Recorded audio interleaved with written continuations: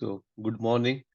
Today we will start with the cost management in a very fast manner. So, what is cost management? So, cost management is a process of planning. तो कोई भी आप business अगर start करते हो तो उसमें आप पहले क्या करते हो, उसको प्लान बनाते हो उसका कि मुझे कैसे करना है वो बिजनेस, बराबर। फिर उस जो आपने प्लान बनाया उस प्लान को आप इम्प्लीमेंट करोगे, बराबर।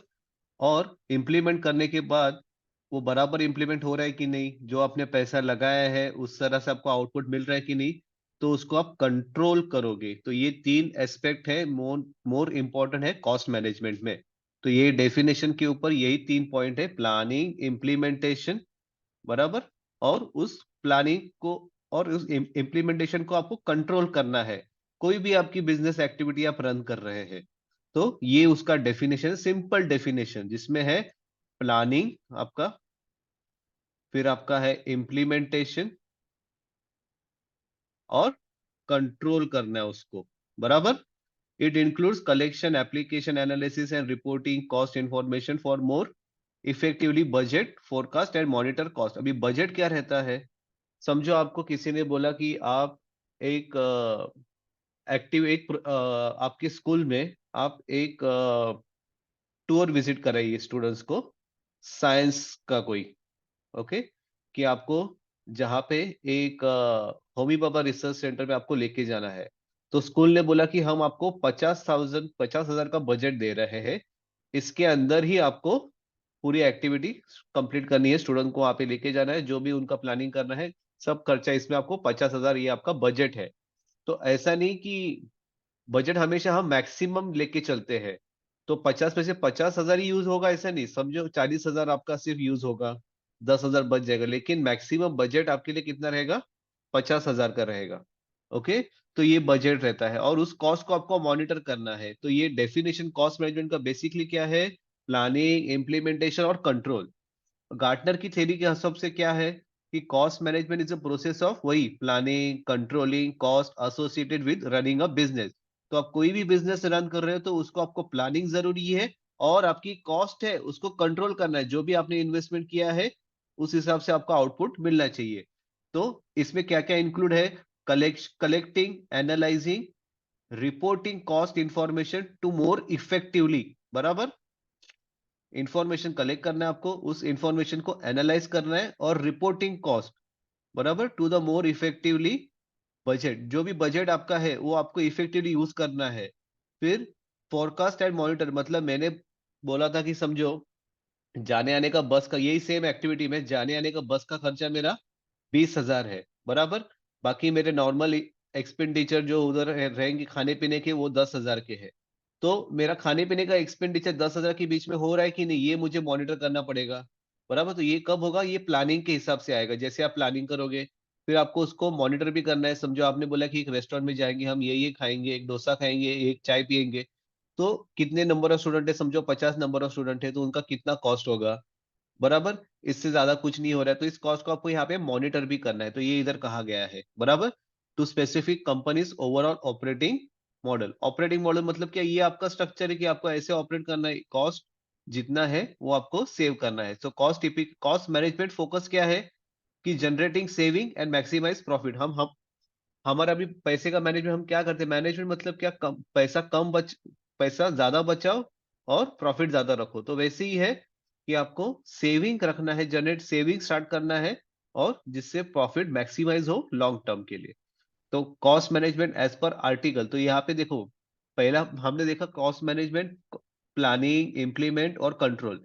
फिर गार्टनर ने भी वही कहा है कि प्लानिंग एंड कंट्रोल करो cost associated with the running a business. तो ये दो पॉइंट हो गए, काफी हो गए आपके लिए। ये पहला पॉइंट के लिए, गार्टनर के लिए, cost, planning and control the cost. फिर आर्टिकल tools.com के हिसाब से क्या है? Cost management is a control of, मतलब मैंने बोला था 10,000 मेरा इस पे खर्चा होगा, बराबर, ये मैंने फोरकास्ट किया था, बराबर, लेकिन समझो 12,000 हो गया खर्चा, बराबर। तो ये एक्चुअल खर्चा हो गया incurred by the business. It is essential for company to employ proper cost management or else it will have a difficulty consistently generating the profit, बराबर।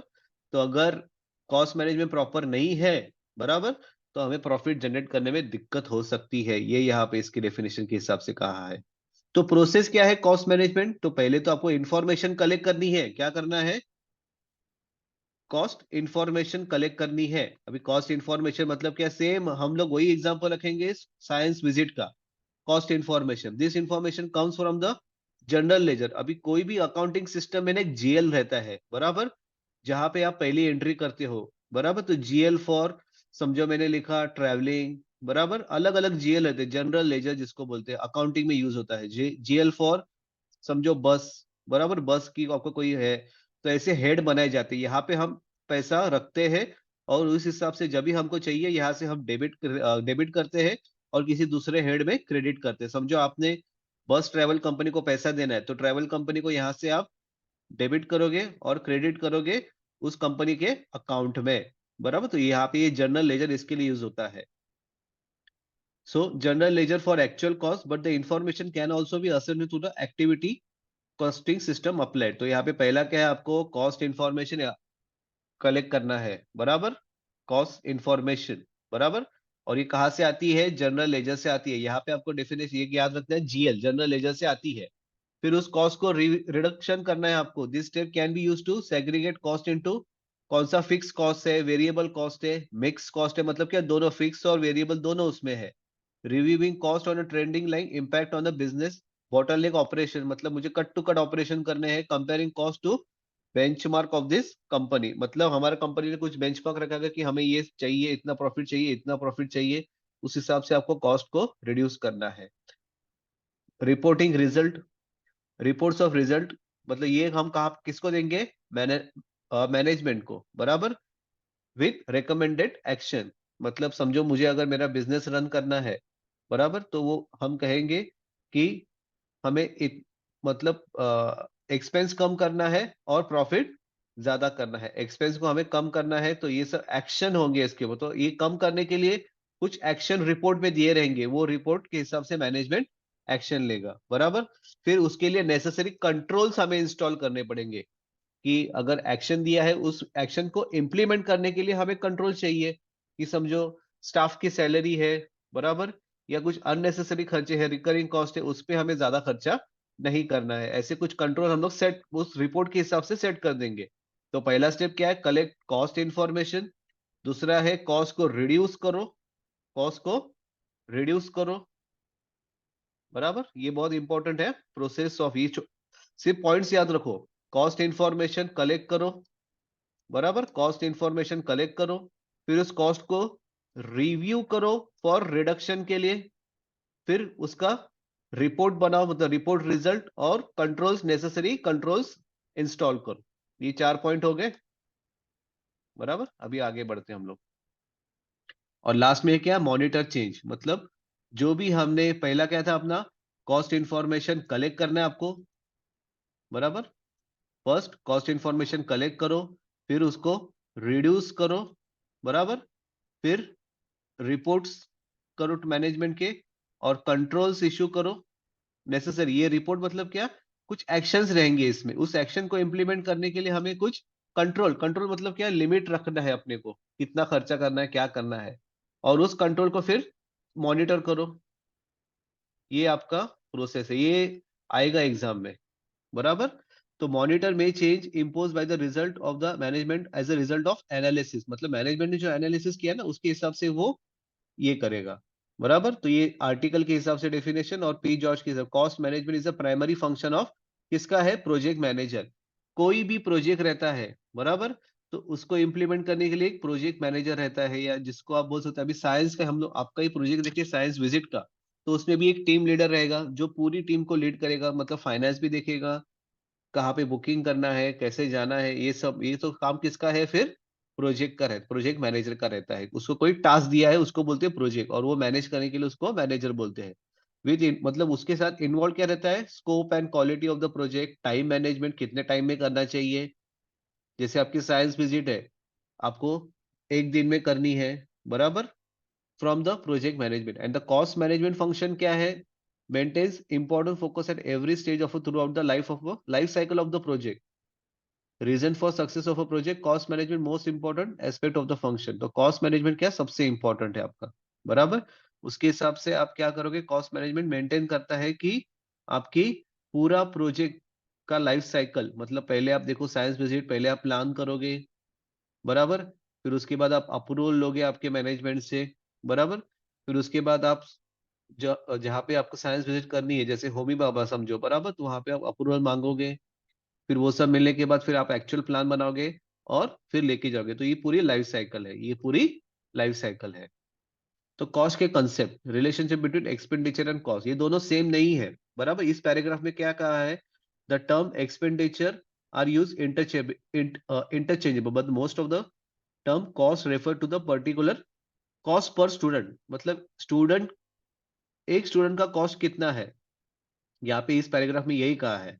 मतलब वो अगर वो प्राइमरी सेकेंडरी या यूनिवर्सिटी का स्टूडेंट है तो cost per student for a particular course और अ लेवल कैलकुलेटेड, बराबर, मतलब पर स्टूडेंट पर कोर्स, समझो वो बीएससी का कोर्स कर रहा है तो उस कोर्स में उसका कितना कॉस्ट आएगा, from the view of the point acquiring the education does not expenditure, बराबर। तो इसमें cost of acquiring education does include क्या क्या रहेगा, इसमें इसमें कॉस्ट क्या क्या रहेगा, उसका बुक का खर्चा, स्टेशनरी का, फिर स्कूल की फीस, बराबर, फिर उसका आने जाने का खर्चा, ट्रैवल कॉस्ट, बराबर,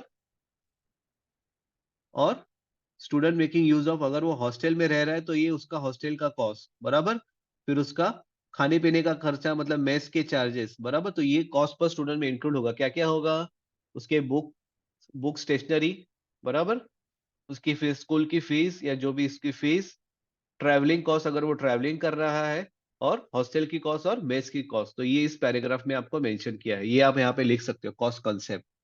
In educational enterprise, we have to measure the cost incurred by the supplier of education and consumer separately. तो यहाँ पे क्या क्या आएगा कि हम जो एजुकेशन में क्या आ सकती है कॉस्ट अपने पास की, पब्लिक सर्विस, हम लोग ये कह सकते हैं कि public service education, the difficulties production resulting in education economic transactor with education fact of changing character of a public service. तो एजुकेशन का कंज्यूमर कॉस्ट एक अलग है और इसका कॉस्ट अलग है, तो इस पैराग्राफ में ये कहा है। तो materialistic considering the production of education is not a materialistic and it is considering as a public service। तो यहाँ पे ये कहा है इस पैराग्राफ में, पब्लिक सर्विस आप याद रखिए। Cost of education plan and is often expressed in terms of a total cost indicated value to the devoted to the unit cost. Unit cost मतलब क्या, यूनिट कॉस्ट हमने जस्ट पढ़ा, student पर student का cost, उसमें क्या रहता है, cost per student, cost per school. अभी स्कूल का भी कॉस्ट रहेगा ना, स्कूल ने बिल्डिंग खड़ा किया है, बराबर, उसका खर्चा मेंटेन करो, वो सब cost per education unit, cost per student, then cost per teacher. एक टीचर का सैलरी देना है, उसको पीएफ देना है, उसको फिर दिवाली का बोनस देना है, बराबर। तो ये सब चीजें उसमें आ जाती है, ये तीन चीजें हैं। तो इस पैराग्राफ में ये है, तो यहाँ पे क्या था, पर स्टूडेंट, बराबर, इस पैराग्राफ को आप याद रखो, पर स्टूडेंट का खर्चा क्या क्या है, उसका बुक्स का खर्चा, स्टेशनरी, हॉस्टल की फीस, मेस का खर्चा, बराबर, उसके ट्रैवलिंग, अगर ट्रैवलिंग करा तो ट्रैवलिंग कॉस्ट, ये सब इसमें आ जाएगा। फिर उसमें कहा है, ये पैराग्राफ में कहा है पब्लिक सर्विस, बराबर, और यहाँ पे क्या है, यूनिट कॉस्ट के बारे में कहा। यूनिट कॉस्ट किसका, स्कूल का भी, टीचर का भी, और स्टूडेंट का भी। तो ये आप पॉइंट याद रखो, ये पैराग्राफ का ये पॉइंट है, ये पैराग्राफ का ये पॉइंट है, बस। फिर education cost into divide into three category. तो इस पैराग्राफ में क्या कहा है कि एजुकेशन कॉस्ट ना तीन कैटेगरी में डिवाइड की है, बराबर। एक टीचर का कॉस्ट है, फिर एक स्टूडेंट का कॉस्ट है, बराबर, ओके, और थ्री कैटेगरी, दो स्टूडेंट, दो रिलेटेड टू टीचर, और दो related to building. Building equipment मतलब क्या, स्कूल में जो लैब भी रहती है ना, building.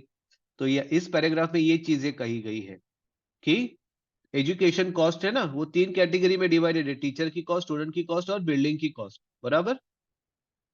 Unit cost also likely rise to the price of a level increase learner population, ये सब इसमें कहा गया है, बराबर। तो आपको इसमें ये सब जरूरी है। और इसमें बिल्डिंग में ना दो चीजें हैं, एक अपना रहता है कैपिटल एक्सपेंडिचर। अभी कैपिटल एक्सपेंडिचर मतलब क्या, पहली बार हम जो इन्वेस्टमेंट करेंगे ना, बराबर, मुझे लैब सेटअप करनी है साइंस की, तो जो भी इक्विपमेंट लगेंगे वो वन टाइम कॉस्ट रहेगा, जिसको बोलते हैं वन टाइम कॉस्ट, बराबर।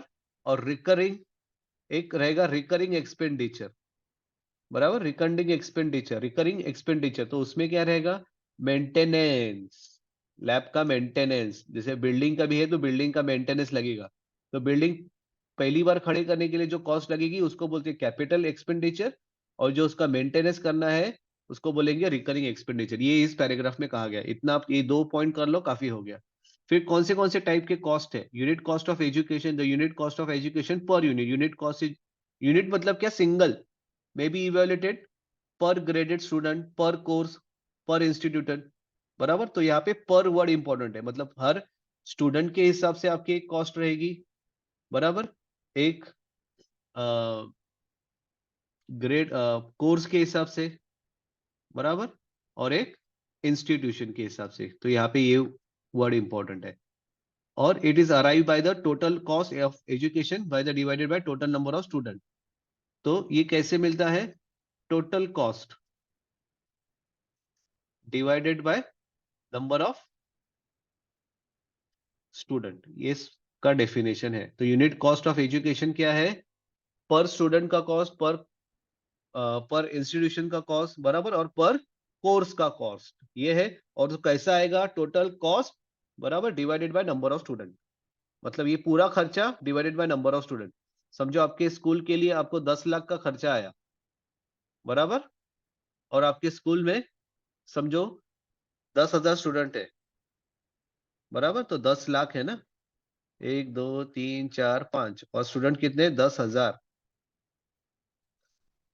ये ये ये गया, बराबर, ये गया, तो पर स्टूडेंट आपका खर्चा कितना है, 10 रुपया, कितना है खर्चा, 10 रुपया। तो यहाँ पे आपका यूनिट कॉस्ट ऑफ एजुकेशन आ जाएगा, यूनिट कॉस्ट ऑफ एजुकेशन। फिर टोटल कॉस्ट ऑफ एजुकेशन इस पैराग्राफ में कहा गया है, टोटल कॉस्ट क्या है, मतलब हर एक का एक्सपेंडिचर, स्टूडेंट पेरेंट का खर्चा, बराबर, फिर गवर्नमेंट का खर्चा, गवर्नमेंट भी अपनी लैंड दे दी है, सैलरी, टीचर का सैलरी, बिल्डिंग का कॉस्ट, बराबर, ये सब इसमें आ जाएगा total expenditure, building cost, teacher salary, बराबर, फिर स्टूडेंट पेरेंट का खर्चा, पेरेंट भी अपने फीस देते हैं बच्चे की, बच्चा आता जाता है, उसका टाइम ही होता है।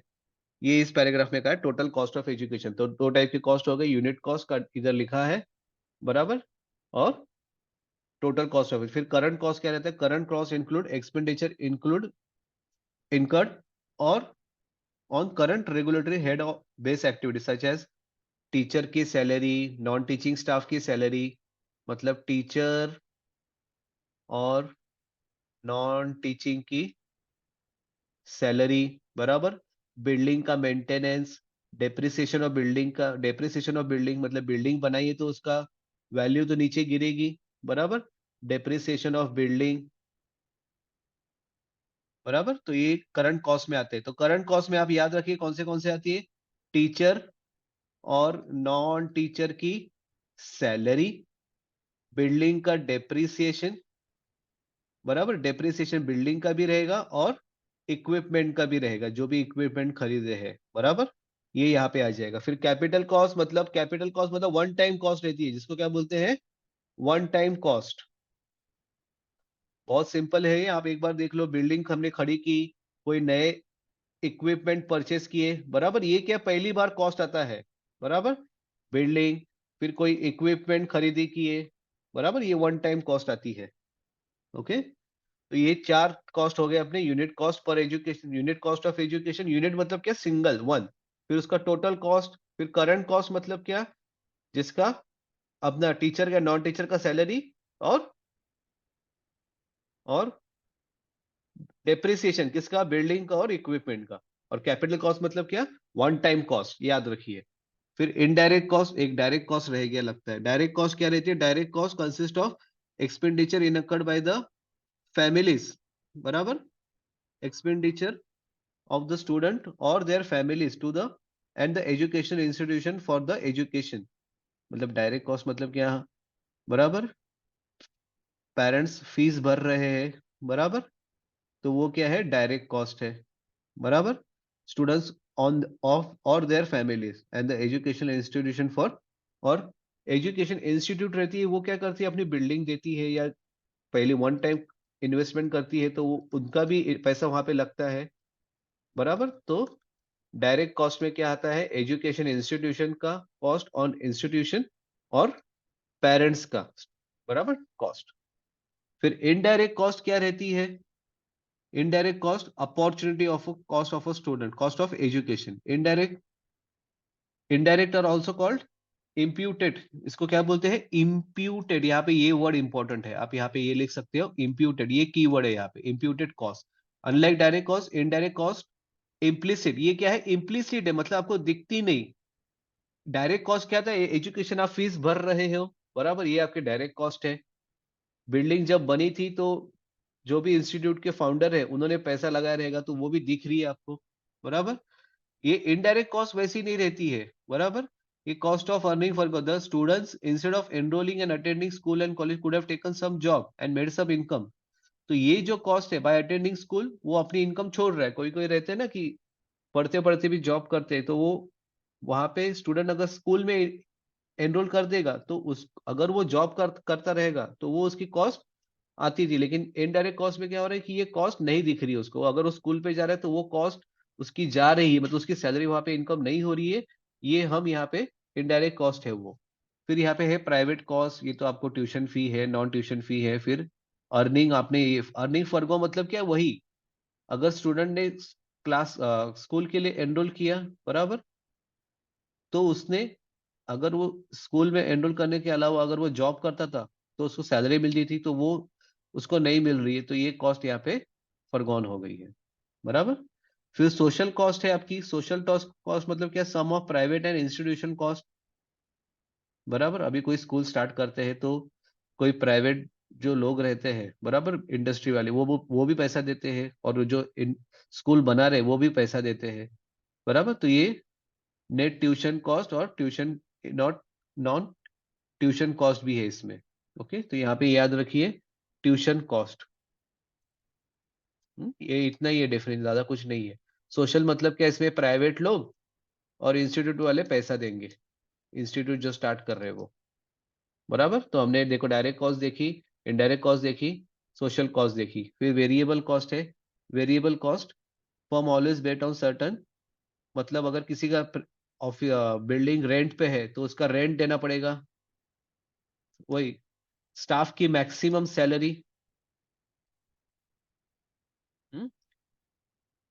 तो ये क्या होती है, वेरिएबल होती है। समझो एक स्टाफ है बराबर, पहले साल उसकी सैलरी 10,000 थी जब वो फर्स्ट टाइम जॉब आया बराबर।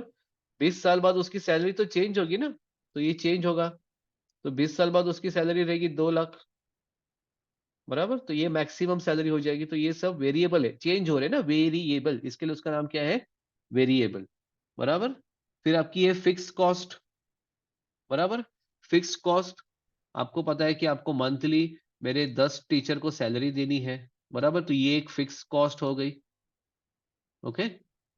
फिर normative cost, lane by the public authority, मुझे टैक्स पे करने हैं, किसको, सेंट्रल और स्टेट गवर्नमेंट, लोकल बॉडी को, म्यूनिसिपल कॉर्पोरेशन को बराबर, सैलरी ऑफ टीचर बराबर। फिर मुझे पीएफ भी जमा करना है इसमें से, जो मैं सैलरी दे रहा हूँ उसमें से पीएफ भी जमा करना है पर स्टूडेंट बराबर। तो ये आपकी नॉर्मरेटिव कॉस्ट आ गई।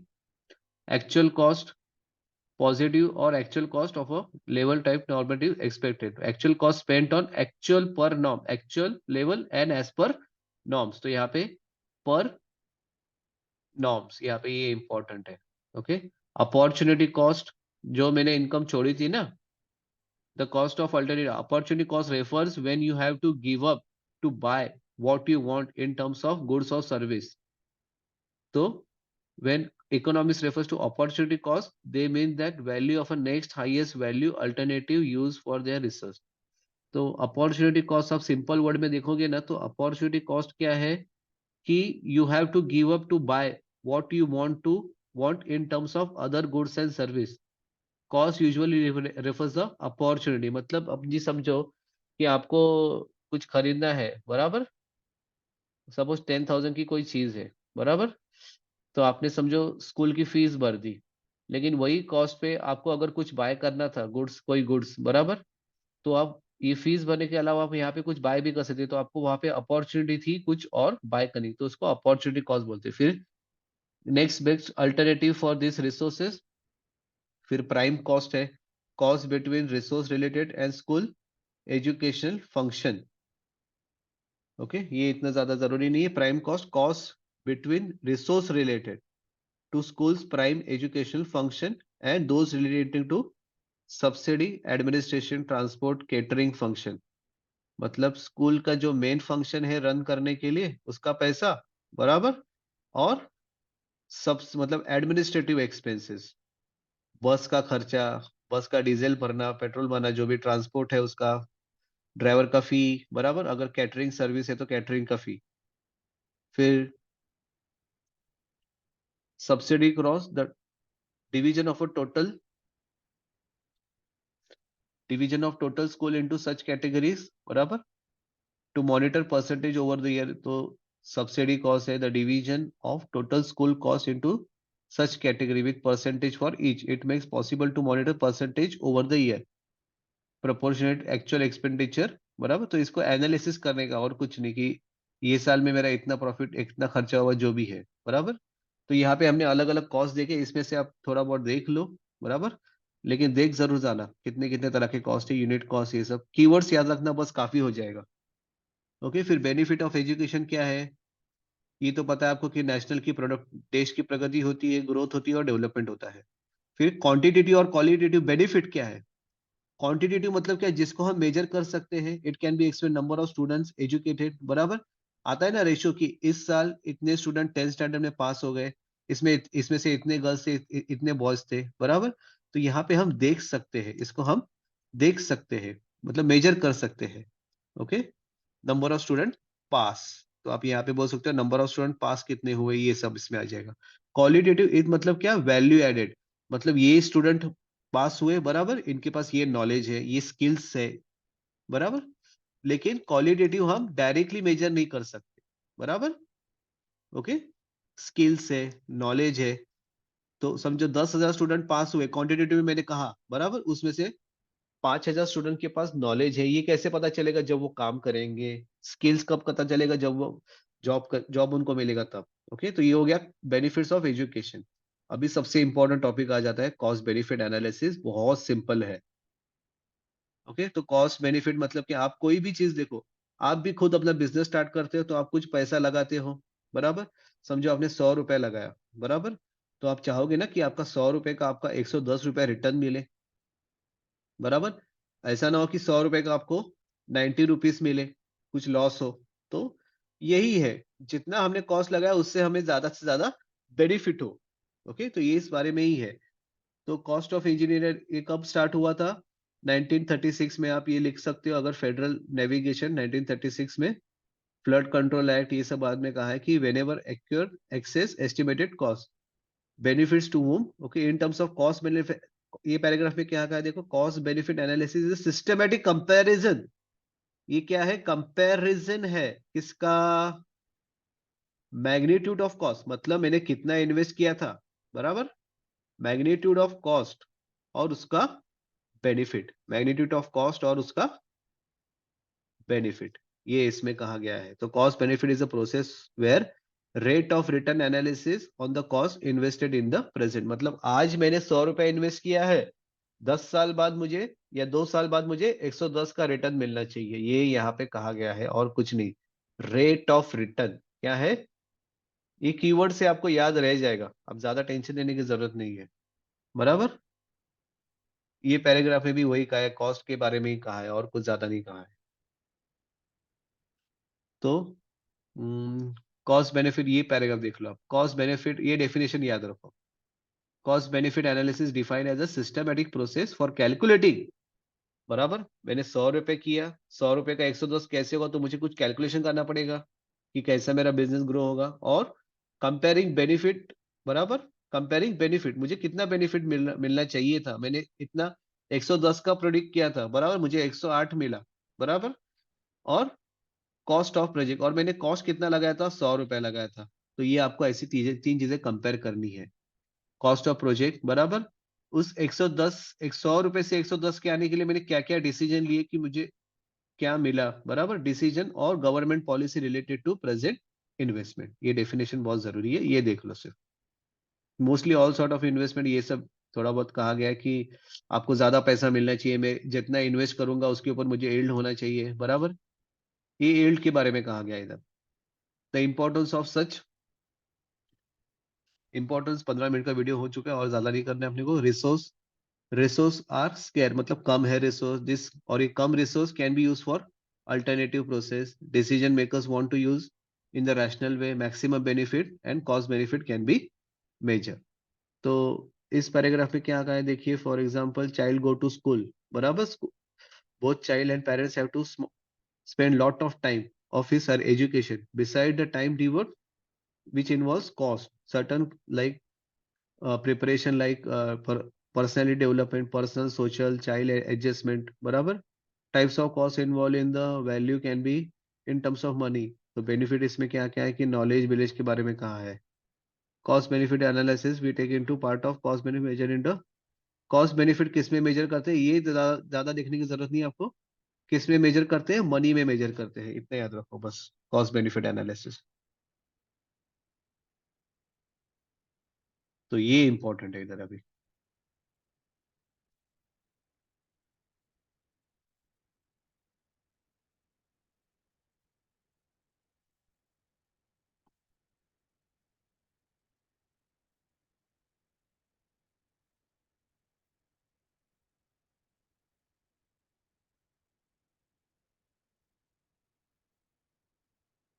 जेनरिक कॉस्ट बेनिफिट एनालिसिस, ये स्टेप्स जरूरी है आपको, बराबर।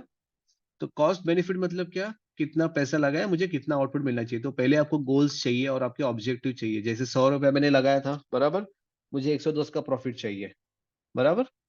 फिर अल्टरनेटिव एक्शन, मुझे प्रॉफिट के लिए अगर समझो मेरा एक प्लान फेल हो गया, बराबर, प्लान ए फेल हो गया, तो मेरे पास प्लान बी क्या है, प्लान बी फेल हो गया तो प्लान सी क्या है। तो ऐसे अल्टरनेटिव चाहिए अपने पास। फिर स्टेक होल्डर, कौन कौन उसमें इन्वॉल्व रहेगा, स्टेक होल्डर्स मतलब क्या, कौन कौन उसमें इन्वॉल्व रहेगा उसके नाम लिखो, बराबर।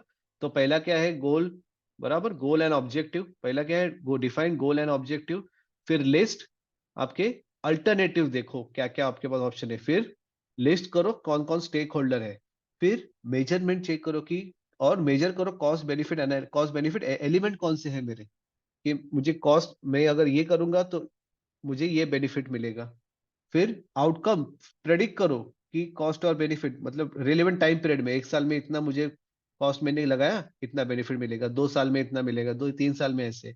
फिर ऑल कॉस्ट को किसमें, कॉमन करेंसी में, जैसे अभी हमारे इंडिया में आईएनआर रहेगा, बराबर, उसमें कन्वर्ट करो। फिर जो भी डिस्काउंट रेट है वो अप्लाई करो। नेट प्रेजेंट वैल्यू, एनपीवी, बराबर, calculate the net present value action under consideration, NPV यहाँ पे कैलकुलेट करना है। Sensitivity analysis. फिर रेकमेंड कोर्स ऑफ एक्शन, मतलब यहाँ पे कुछ आपको कमियां मिल गई, बराबर, उस कमियों के ऊपर कुछ आप एक्शन लेंगे, बराबर। तो ये बहुत जरूरी पॉइंट है, इसको बाय हेड कर लो, सिंपल है। पहले गोल और ऑब्जेक्टिव, फिर आपके अल्टरनेटिव, फिर स्टेक होल्डर का लिस्ट करो, 3 पॉइंट हो गए। फिर उसके ऊपर आप मेजर करो कॉस्ट बेनिफिट, बराबर, मेजर आएगा। फिर आउटकम प्रेडिक्ट करो, बराबर। फिर ये 2 पॉइंट आ गए, बराबर, 5 पॉइंट हो गए। फिर ये 2 पॉइंट क्या है, करेंसी के बारे में है, लोकल करेंसी में कन्वर्ट करो और डिस्काउंट अप्लाई करो, बराबर। और नेट प्रेजेंट वैल्यू कैलकुलेट करो, तो कितने, 8 पॉइंट हो गए। और ये 9th और 10th सेंसिटिविटी एनालिसिस करो और रिकमेंडेड कोर्स ऑफ एक्शन दे दो। तो ये 10 पॉइंट बहुत जरूरी है, ये आप इससे लिख सकते हो। तो पहला पॉइंट क्या है आपका, गोल एंड ऑब्जेक्टिव। दूसरा है लिस्ट करो किसको, अल्टरनेटिव और फिर स्टेक होल्डर को। ये आपके 3 पॉइंट हो गए। फिर चौथा पॉइंट हो गया आपका, मेजर करो किसको, कॉस्ट एंड बेनिफिट को। पांचवा, आउटकम प्रेडिक्ट करो, क्या करो, आउटकम प्रेडिक्ट करो, बराबर। और छठवा और सातवां और आठवां क्या है, कि जो भी कॉस्ट है, बराबर, ओके, उसको लोकल करेंसी में कन्वर्ट करो, फिर डिस्काउंट अप्लाई करो। काफी हो गया ये पॉइंट, बराबर। और उसकी नेट प्रेजेंट वैल्यू कैलकुलेट करो। 9th क्या है, सेंसिटिविटी एनालिसिस करो। सेंसिटिविटी मतलब क्या, कि उसको देखो कि उसमें क्या चीजें सेंसिटिव है नहीं है, बराबर, और उसके ऊपर आप करेक्टिव एक्शन ले लो। तो ये आपके 10 पॉइंट है, काफी, ये पॉइंट देख लो, खत्म, और कुछ नहीं है इसमें, बराबर। फिर सीबीए मतलब क्या, अभी हम सीबीए फुल फॉर्म ही वही यूज करेंगे, कॉस्ट बेनिफिट एनालिसिस। ओके, तो ये एक फ्रेमवर्क है कॉस्ट बेनिफिट एनालिसिस के लिए, किसने कहा है, डॉक्टर आर ए शर्मा ने कहा है। The framework model consists of special program to the investment amount. One of the special program established the investigator most evaluated based on the, मतलब यहाँ पे क्या क्या है कि स्टूडेंट की strength weakness to find out what degree programme, मतलब student ने क्या पढ़ाई की है और वो क्या अचीव करेगा अपनी लाइफ में फुलेस्ट पोटेंशियल में, इन terms of independence and productivity, बराबर। ये इसकी थ्योरी है। तो ये ज्यादा कुछ नहीं, स्टूडेंट की स्ट्रेंथ वीकनेस, फिर उसकी फुल पोटेंशियल, वो क्या यूज करेगा फुल लाइफ में, उसके बारे में कहा है।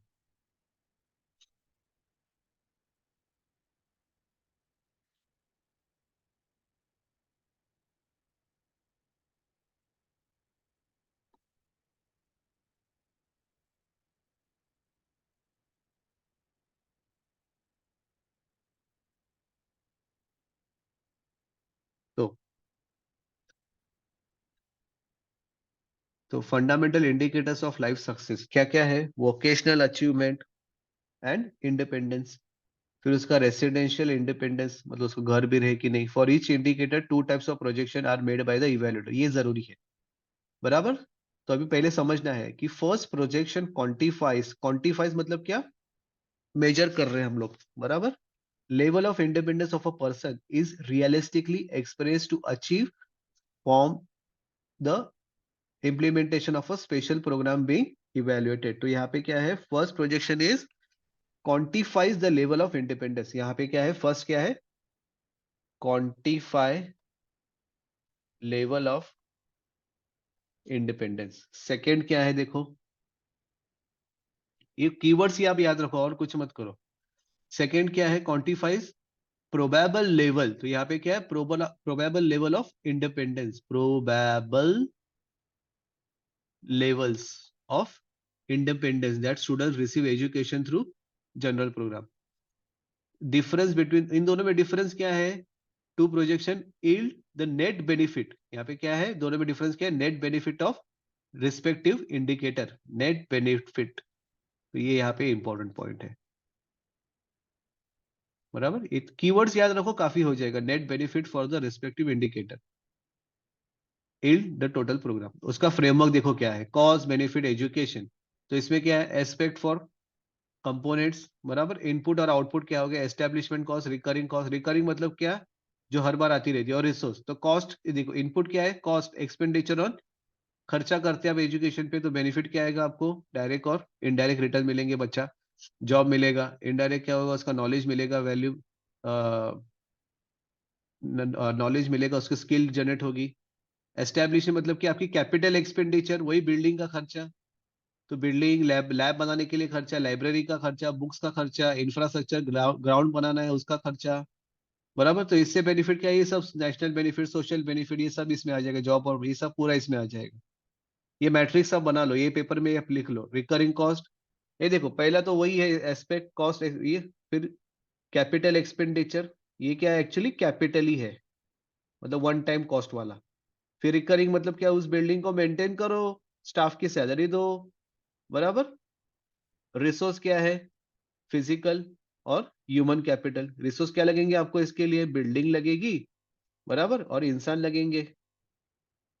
तो one of the cost benefit ये तो कहा गया है। फिर इसका क्रिटिसिज्म भी कुछ हुआ है, ये इंपॉर्टेंट है, ये पॉइंट आप लिख सकते हो,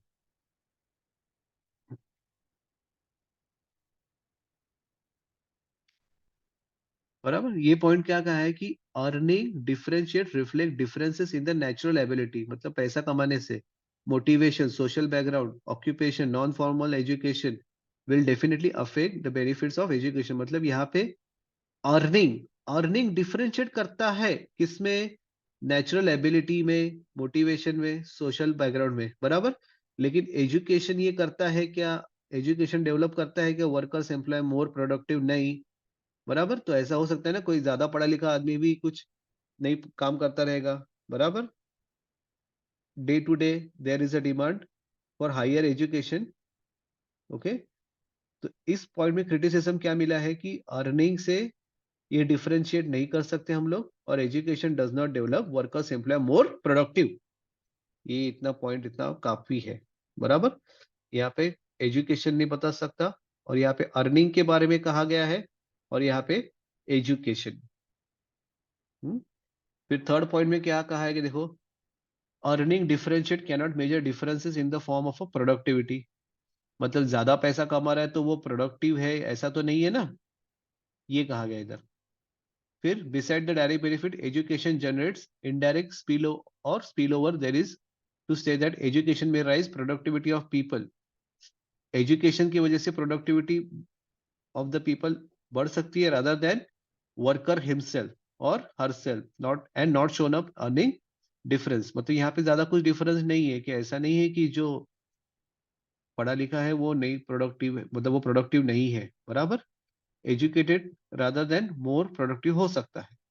रेट ऑफ रिटर्न, मतलब अगर कोई फुल टाइम एम्प्लॉय कर रहा है, बराबर, full time employment, rate of return calculation reflect आज का प्रेजेंट और past demand supply and supply condition in future demand. मतलब आज का अपना समझो क्या सैलरी है, बराबर, पहले क्या था, और फ्यूचर के डिमांड के हिसाब से अपनी सैलरी है कि नहीं, इसके बारे में ये है। फिर private rate of return is meaningless to individual do not make education choices were taking individual financial investment decision. तो ये क्रिटिसिज्म थे कॉस्ट बेनिफिट एनालिसिस के, तो इसके लिए, बराबर। तो कैलकुलेशन कैसे करते देखो इसका भी, ये एग्जांपल भी आप कर लो, सिंपल है। तो एक कहा है कि सेकेंडरी और हायर एजुकेशन के लिए ना इतना खर्चा जाता है, बराबर, 600 रुपये और 1200 रुपये पर ईयर। तो समझो कि हमें इंडिविजुअल कंसर्न है कि इंडिविजुअल 20 ईयर्स के लिए, बराबर, एंड रेट ऑफ इंटरेस्ट क्या है 6% per annum. Higher the ratio higher the profitability. Ratio जितना ज्यादा रहेगा उतना प्रॉफिट ज्यादा रहेगा, बराबर। Higher the ratio higher the profit, ये कहा गया इधर, बराबर। ये किसने कहा है, ये इसका फॉर्मूला है, ये समेशन है, बराबर। अभी यहाँ पे बी आई का मीनिंग क्या है, benefit per annum, 600 for secondary and 1000 for higher education, ये दिया गया है। ये सी आई क्या है, कॉस्ट है। बी मतलब क्या, बेनिफिट। सी आई मतलब क्या, कॉस्ट पर एनम। 100 रुपया सेकेंडरी के लिए, 200 रुपया एजुकेशन के लिए, हायर एजुकेशन के लिए। और आई मतलब क्या, रेट ऑफ इंटरेस्ट 6%, जो इसमें दिया एग्जाम्पल में। टी 3 साल के लिए कॉस्ट टाइम, और 20 टाइम्स के लिए बेनिफिट टाइम। तो टाइम पीरियड क्या है, कॉस्ट टाइम के लिए 3 साल, बेनिफिट के लिए 20 साल, ये भी दिया है। ये क्या है, समेशन का sign, total cost incurred and benefit receive. तो benefit of cost of secondary formula है बेनिफिट कॉस्ट रेशियो, बराबर, समेशन ऑफ, ये आपका, ओके। आई मतलब क्या आपका, ये इंटरेस्ट, बराबर, और कॉस्ट ऑन एजुकेशन। तो बेनिफिट का फॉर्मूला क्या है देखेंगे, बेनिफिट आई इंटू, ये सिंपल इंटरेस्ट का कंपाउंड इंटरेस्ट का फॉर्मूला रहता है ना, वो वाला है वो। So B I upon 1 + I raise to 1 raise to 2 dash. ये पहले साल के लिए, ये दूसरे साल के लिए, ये तीसरे साल के लिए, ये 20th साल के लिए। तो इसका फॉर्मूला फिर कॉस्ट के लिए भी वैसे ही है, C1 अपॉन पहले साल के लिए, दूसरे साल के लिए, तीसरे साल के लिए, क्योंकि हमारे लिए कॉस्ट के लिए 3 साल है और बेनिफिट के लिए 20 साल है। तो ये फॉर्मूले से करेंगे तो ये एलसी से कैलकुलेशन आ जाएगा, इसकी वैल्यू इतनी आ जाएगी, टोटल सबको कर दिया। फिर cost of higher education, okay. तो ये पहले हमने इसके लिए निकाला, सेकेंडरी के लिए, फिर हायर एजुकेशन के लिए निकाल दिया, बराबर। 25 सेकेंडरी के लिए आया, और हायर एजुकेशन के लिए 23 आया, okay. Benefit to cost ratio, बराबर। तो ये कॉस्ट का है, ये अपना प्राइमरी सेकेंडरी का है, और ये हायर एजुकेशन का है। तो कंक्लूजन क्या है, if in this involvement project found feasible, BCR अगर मोर देन, एक से ज्यादा है तो, मतलब बेनिफिट टू कॉस्ट रेशियो अगर एक से ज्यादा है तो इट इज बेनिफिशियल। तो ये आप इधर याद रख सकते हो, बराबर। Above example show that BCR of secondary education is higher than the education, secondary education higher than the higher education. Okay, फिर ये सब लिमिटेशन थे बराबर, ऊपर जो कहे थे, तो इसके लिए कॉस्ट इफेक्टिवनेस अलग मेथड आ गई, तो कॉस्ट बेनिफिट एनालिसिस अलग हो गया बराबर। कॉस्ट बेनिफिट में ये आपके पॉइंट जरूरी है, ये 10 पॉइंट कर लो, ये इसने 3 इंडिकेटर्स दिए हैं वो देख लो बराबर, फिर ये टेबल बना दो, फिर इसका क्रिटिसिज्म थोड़ा देख लो क्या क्या है, 2-3 पॉइंट देख लो इसमें, फिर ये फॉर्मूला कर लो, ये आराम से कर लो, ये थोड़ा एक बार रट्टा मार लो हो जाएगा। एग्जाम्पल यही दे दो, ये कैलकुलेशन थोड़ा बहुत दिखा दो, ये आंसर याद रखो, ये आंसर याद रखो बराबर। 600 किसके लिए है? फॉर प्राइमरी के लिए, और ये सॉरी प्राइमरी के लिए बराबर, मतलब सेकेंडरी के लिए, और ये किसके लिए है? हायर एजुकेशन के लिए, 1000 रुपया बराबर। फिर ऐसे अलग अलग फॉर्मूला करके फिर ये करो। फिर कॉस्ट इफेक्टिवनेस क्या है? इफेक्टिवनेस मतलब क्या, कितना इफेक्टिव है, मतलब effectiveness is the fullest possible attainment of the goals and objective to improve performance, possibly against indicators such as examination result, test score और ये सब, तो improve student attitude, behaviour, parent community relation, और improve school environment. तो cost effectiveness मतलब क्या है? इसमें कॉस्ट है, cost effective includes cost and effectiveness review, ये डेफिनेशन इंपॉर्टेंट है।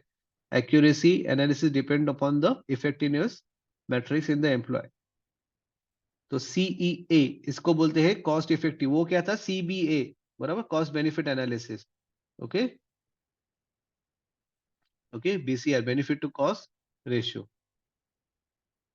Okay, benefit to cost ratio ये अलग था, कॉस्ट बेनिफिट एनालिसिस अलग था बराबर। अभी हम देखेंगे cost effective analysis, CEA technique measuring relationship between total input, हमने कितना इनपुट लगाया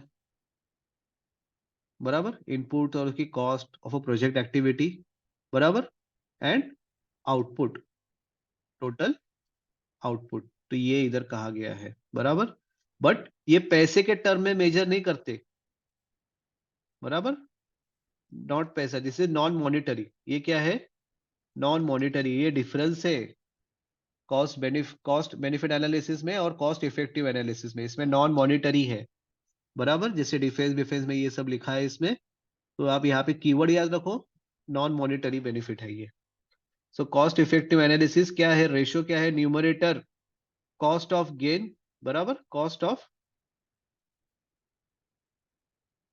गेन, तो डिनोमिनेटर में क्या आएगा? Gain in the form of a measure बराबर, that is quality adjusted life years बराबर,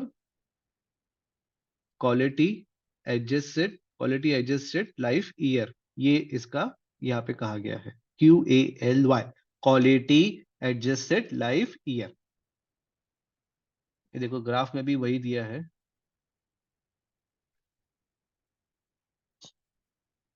एक्स एक्सिस में एज दिया है बराबर, ये 0 से लेके 8 तक, 8 से 12, 0 से लेके 8 तक क्या है अपना? प्राइमरी एजुकेशन एज में दिया है ये, और 12 से अपना, यहाँ से 8 से 12 अपना सेकेंडरी एजुकेशन। ये क्वालिटी ऑफ लाइफ नॉलेज के बारे में वाई एक्सिस पे दिया है, नॉलेज दिया है। तो इससे के पैराग्राफ में क्या मेंशन किया है? QALY, quality adjusted life year, focus on education level, primary और सेकेंडरी। तो ये अपना प्राइमरी है 0 से लेके 8 साल तक, और 8 से 12 अपना सेकेंडरी एजुकेशन है, इसमें ये कहा गया है बराबर। तो ग्राफ के हिसाब से क्या कहा है? एक्स एक्सिस पे क्या है अपना? एज है, एक्स एक्सिस पे एज, और वाई एक्सिस पे अपना है नॉलेज बराबर। तो यहाँ पे क्या कहा कि Y axis where 0 indicates quality education before the, तो वाई एक्सिस पे ये जो 0 है ना, इसका मीनिंग क्या है? पढ़ाई के पहले, मतलब एजुकेशन के पहले नॉलेज कैसे था? 0 था बराबर। और जैसे जैसे वो पढ़ता गया एज के हिसाब से बराबर, यहाँ पे उसका नॉलेज भी बढ़ा बराबर। ये देखो, ये नॉलेज भी बढ़ा, इधर ये वाई एक्सिस है ना, नॉलेज भी बढ़ा एज के हिसाब से, जैसे वो पढ़ता गया उसका नॉलेज बढ़ता गया। तो ये कहा गया इस पैराग्राफ में, और कुछ नहीं है, इतना आप समझ लो काफी हो गया। ये फुल फॉर्म याद रखो, ये अच्छा रहेगा। Idea of cost effectiveness to making plans बराबर, एजुकेशन ये सब का है, बेटर सिटीजन बने, वो अच्छा बने, क्योंकि देखो यहाँ पे कॉस्ट इफेक्टिव एनालिसिस मतलब क्या है? नॉन मॉनिटरी बेनिफिट, सैलरी के अलावा, तो वो क्या अच्छा इंसान बनेगा, पढ़ लिख के समाज में अच्छा काम करेगा, ये सब कहा गया है इसमें। ज्यादा कुछ इसमें फिर करने की जरूरत नहीं है, ये थोड़ा बहुत है, नहीं देखा तो भी चलेगा, ये डायग्राम देख लो लेकिन ग्राफ बना लो। फिर कॉस्ट इफेक्टिव रेशियो क्या है? कॉस्ट और new strategy, cost current price, effective new strategy, effective current price. तो ये इसके बारे में क्या है कि स्ट्रेटजी, सोसाइटी, ये सब बारे में कहा है। कॉस्ट इफेक्टिव और is not appropriate for making broad decision, मतलब ये इसका भी लिमिटेशंस है, बराबर, कि ये अप्रोप्रिएट नहीं है फॉर ब्रॉड डिसीजन। आपको अगर कोई बड़े डिसीजन करने हैं, determining which sort of school will cost the least to develop और कंपेयरिंग द साइंस ग्रेजुएट, बराबर। मतलब ये इससे हम लोग डिसाइड नहीं कर सकते कि इस स्कूल में कितने अच्छे स्टूडेंट है या पढ़े, मतलब जिनका नॉलेज अच्छा है। इससे हम लोग को कुछ ऐसा मिलता नहीं, बराबर। At the level of institution, lectures in the classroom, मतलब ये कहाँ पे यूजफुल है? क्लासरूम में हम पढ़ाते हैं ना, वहां पे ये यूजफुल है टेक्निक, क्लासरूम में कॉस्ट इफेक्टिव एनालिसिस, बराबर। तो ये यहाँ पे यूजफुल है कि हम 1 घंटे में कितना टॉपिक अच्छे से पढ़ा, इफेक्टिवली पढ़ा रहे हैं और कितने स्टूडेंट को समझ रहा है, यहाँ पे ये यूज होता है, ये पैराग्राफ में कहा है। अभी ये सबसे इंपॉर्टेंट है, डिफरेंशिएट, बराबर। अभी तो आपको आराम से आ जाएगा ये, क्योंकि आपने अभी देख लिया है। कॉस्ट बेनिफिट मतलब क्या? पैसे के टर्म में। इफेक्टिवनेस मतलब क्या? नॉन मॉनिटरी है। तो कॉस्ट बेनिफिट इकोनॉमिक इवेल्युएशन, पैसा है ना, compares cost will benefit in accord by the monetary benefit, बराबर। और यहाँ पे क्या है? Cost per consequence. तो मैंने अगर पढ़ाई की तो मुझे क्या, कितने साल में, मैंने समझा फोर्थ में था, मुझे इतना नॉलेज मिला, 8 स्टैंडर्ड में इतना नॉलेज, तो ये क्वालिटी ऑफ लाइफ के हिसाब से रहता है, मतलब कितने स्पैन ऑफ लाइन के हिसाब से। ये नॉन मॉनिटरी में, ये मॉनिटरी में। 1 पॉइंट तो आपका हो गया, 2 पॉइंट हो गए, बराबर। तीसरा पॉइंट क्या है? Here both cost and measure in the monetary, वही है मॉनिटरी और ये नेचुरल यूनिट में। इसका इफेक्टिवनेस देखो, cost of intervention, effect of invest, और इसमें क्या है? बेनिफिट माइनस कॉस्ट, ये फॉर्मूला है इसका। आउटकम बेनिफिट है, इसको टाइम लगता है हम, बराबर। Years of life save, hospital days, prevented number of days, ये सब इसमें आ जाएगा। कॉस्ट कम, आउटकम, नेट कॉस्ट इसमें आती है, और इसमें QAL, ये याद रखो, is based on the monetary, वही बार बार वही आ रहा है देखो। और इसमें क्वालिटेटिव और क्वांटिटेटिव, बस। Social perspective includes cost and all benefit, it has a limitation on outcome, इसमें ज्यादा आउटकम नहीं है, क्योंकि ये मॉनिटरी टर्म में कुछ आउटकम नहीं है इसमें, बराबर ना, क्योंकि ये पैसे नहीं, इसमें क्या नॉलेज विलेज मिलता है आपको कॉस्ट इफेक्टिव में। After this analysis intervention should be chosen and undertaking, अगर इसका एनालिसिस करने के बाद आपको लग रहा है कि मेरा कॉस्ट जो मैंने दिया था उसका आउटपुट नहीं मिल रहा है, तो आप इसमें कुछ एनालिसिस कर सकते हो, बराबर। लेकिन यहाँ पे आपको हायर नेचुरल यूनिट, मतलब जैसे आप पढ़ोगे वैसे आपके, इसमें ऐसा कुछ एनालिसिस नहीं है, मतलब जैसे आप बोलोगे कि आप इतने साल पढ़ रहे हो, उसके बाद आपका पता चलेगा कि आपका कितना नॉलेज हो रहा है, कितना आपने नॉलेज गेन किया है। एक्सटर्नलिटीज आर कंसिडर, यहाँ पे एक्सटर्नल कुछ नहीं है। Public expenditure programme design, cost effective analysis to relative years of clinical strategies, कोई प्रैक्टिस करे, डॉक्टर रहते हैं वो प्रैक्टिस करते हैं, बराबर। The result present in the form of a cost benefit returns on investment, यहाँ पे क्या है? इफेक्टिवनेस है, यहाँ पे क्या है? कीवर्ड इफेक्टिवनेस पे। Is usually express in the difference of cost net benefit, वही बार बार वही का है देखो इसमें। मोर्टेलिटी मतलब डॉक्टर है, बराबर, उसने कितने लोगों की जान बचाई, बराबर, और कितने लोगों की जान गई, इसमें ये मेजर होगा कॉस्ट बेनिफिट। और यहाँ पे ये पैसे के टर्म में मेजर होगा आउटकम उसका, यहाँ पे क्या है? Outcome. Cost benefit analysis necessary to assign monetary value, यहाँ पे कोई मॉनिटरी वैल्यू की जरूरत नहीं है। Not gains and loss, check out for the decision regarding intervention, decision के हिसाब से आपको मैक्सिमाइज बेनिफिट लेना है यहाँ पे। बेनिफिट फ्रॉम, ये डायरेक्ट बेनिफिट है, ये इनडायरेक्ट बेनिफिट है। यहाँ पे आपको आउटकम पहले पता रहता है, यहाँ पे आउटकम आपको लॉन्ग टर्म पता रहता है, लॉन्ग टर्म में, बराबर, जल्दी नहीं पता रहता है, बराबर। अर्लियर आपको कुछ इसकी आइडिया नहीं रहती, और ये आउटकम कैसे रहते हैं? Long term. डॉक्टर बनेगा, बराबर, वो 10-15 साल प्रैक्टिस करेगा, जो भी है उसके बाद उसका आउटकम आपको दिखेगा। Cost benefit analysis to identify best way to achieve outcome. यहाँ पे क्या? रीडायरेक्ट रिसोर्सेस करते हैं, मतलब फिर से उसको रिसोर्सेज को यूज करना पड़ता है। सीबीए सुटेबल फॉर इंडस्ट्रियल, ये इंडस्ट्री के लिए है, ये सर्विस सेक्टर के लिए, जैसे डॉक्टर है, हॉस्पिटल है, स्कूल है, इसके लिए ये यूज होगा। स्कूल के लिए नहीं, हॉस्पिटल के लिए यूज होगा ये। मोर कॉम्प्लेक्स, क्वांटिफाइड, बराबर। और ये cost benefit consider trade off, ये देख लो गवर्नमेंट का। और फिर लिमिटेशन क्या है दोनों की, data collected can be complex, benefit other norm, और डजेंट मेक कंपैरिजन, ये कोई कंपैरिजन नहीं करता, बराबर। तो इतना काफी है आपके लिए।